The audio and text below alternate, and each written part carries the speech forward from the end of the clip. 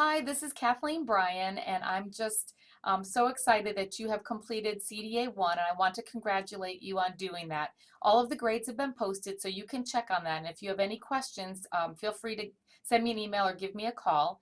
I wanted to make sure that everything that we have covered in CDA 1 is already put into your portfolio. So I'm going to quickly go through the portfolio and give you a little heads up too of some things that will be covered in CDA 2.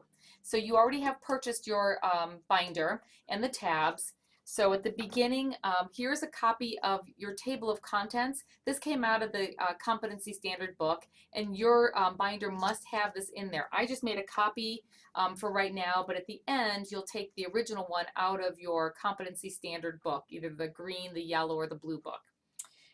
Then behind tab A, this is a list of all of the hours that you have taken in the CDA course. This will come to you in an email after you have completed CDA 2, so that you can add it then behind here.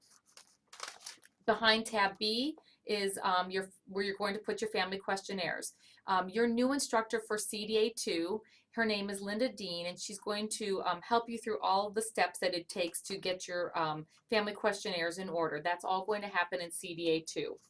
Then behind tab C is where your competency standards start. Behind tab C is competency standard 1. We did not cover this one yet in CDA 1. It's going to be taken care of next semester, in addition to all of the resources that go behind there. We haven't covered any of those yet. Then behind tab D is your competency standard statement 2, which I know was a challenge for many of you to write because there was so much information that had to go in there. And just talking about how children's physical and cognitive development is encouraged. And many of you got it right exactly on 500 words. I don't know how you did that, but congratulations on getting that one done. So that should already be in your portfolio.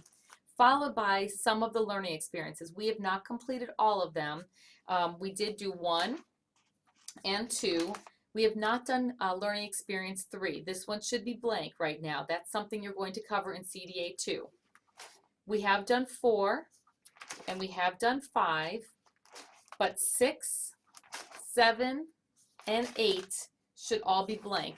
That's going to be something that you're going to learn in CDA 2 when you talk about social and emotional development and developing some learning experiences around that.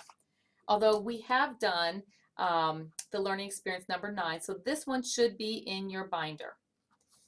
Then we get to tab E, which is competency standard number 3, and you will write this in CDA 2, and I think you will really enjoy writing this one, as well as enjoying pulling together children's books to help them understand their social and emotional issues. So you'll put together a list of 10 books, and that will happen in CDA 2.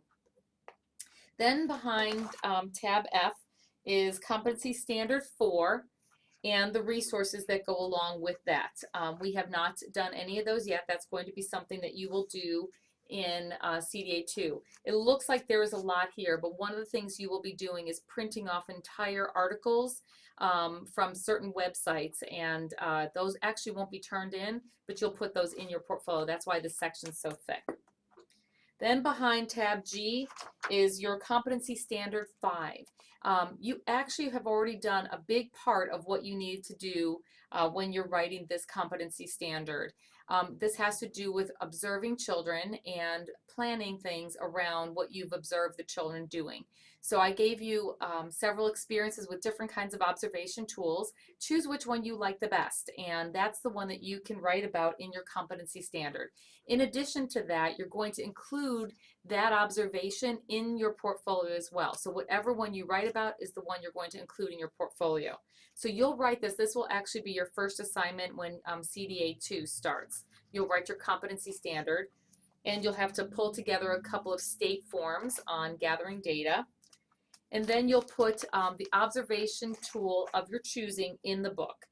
You'll have to include, they want to see that it's completed, not with the child's name on there. You can white out the child's name, or using their initials is fine, but you've already done this one. And that will go into your portfolio after you write your competency statement. So don't lose those. Make sure that you have all of those observations kept from this semester. Then behind tab H is Competency Standard 6. This was one of the first things that you wrote this semester, and you'll see it come back again in CDA 2. I encourage you at the very end of CDA 2 to go back and reread this one, and if you want to make changes, that's perfectly fine. Linda can look it over for you if you'd like. It's not for a grade, but maybe some of your thoughts and ideas have changed from when you first wrote this at the beginning of CDA 1. We did do a couple of the resource collections behind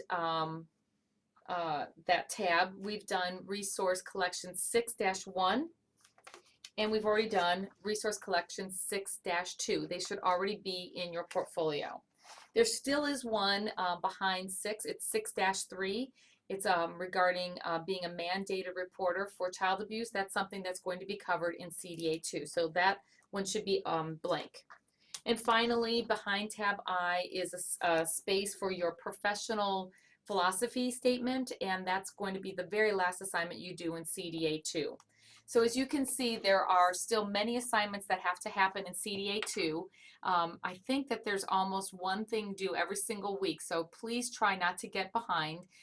Just as we did in CDA 1, as long as you turn your things in on time, if something's not right, you'll have a chance to redo it so that whatever you're putting in your portfolio is correct. So I think to not get overwhelmed, as soon as you start off, jump in and try as hard as you can not to get behind on anything, because I think there's something due every single week.